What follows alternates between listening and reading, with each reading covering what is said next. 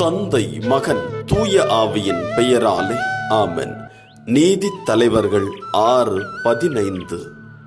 எவ்வழியில் நான் இஸ்ரவேலை விடுவிப்பேன்? இதோ மனாசேயிலேயே நலிவுற்று இருப்பது என் குடும்பம். என் தந்தை வீட்டிலேயே நான் தான் சிறியவன்.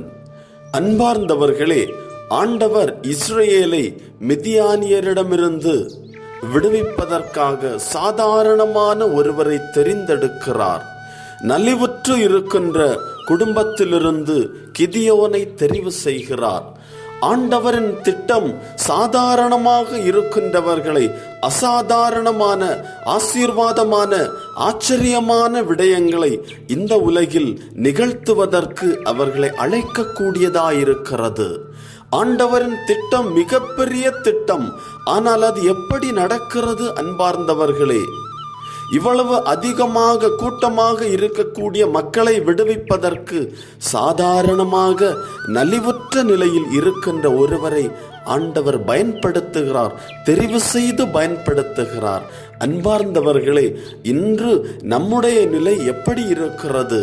நம் எல்லோரும் பல நேரங்களில் நலிவுற்று இருக்கலாம், தாழ்நிலையில் இருக்கலாம், மற்றவரால் புறக்கணிக்கப்பட்டிருக்கலாம், ஓரமாயிருக்கலாம், தனிமைப்படுத்தப்பட்டிருக்கலாம், வேண்டாதவர் என்று கருதப்படலாம்.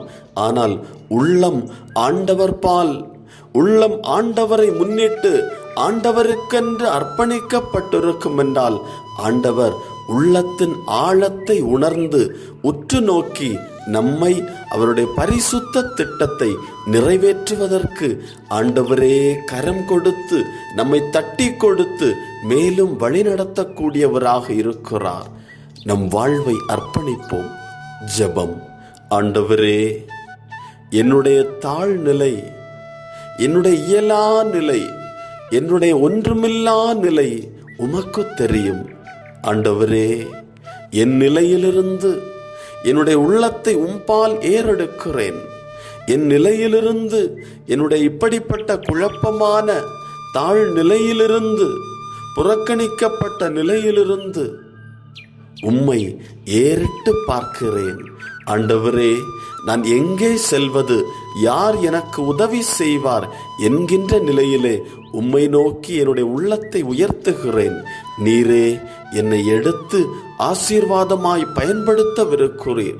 உம்முடைய திட்டத்தை ஒவ்வொரு நாளும் இந்த சமுதாயத்தில், என்னுடைய குடும்பத்தில், உறவுகளுக்கு மத்தியிலே வெளிப்படுத்துவதற்கு என்னை ஆசீர்வாதமான கருவியாக பயன்படுத்தவிருக்கிறீர்.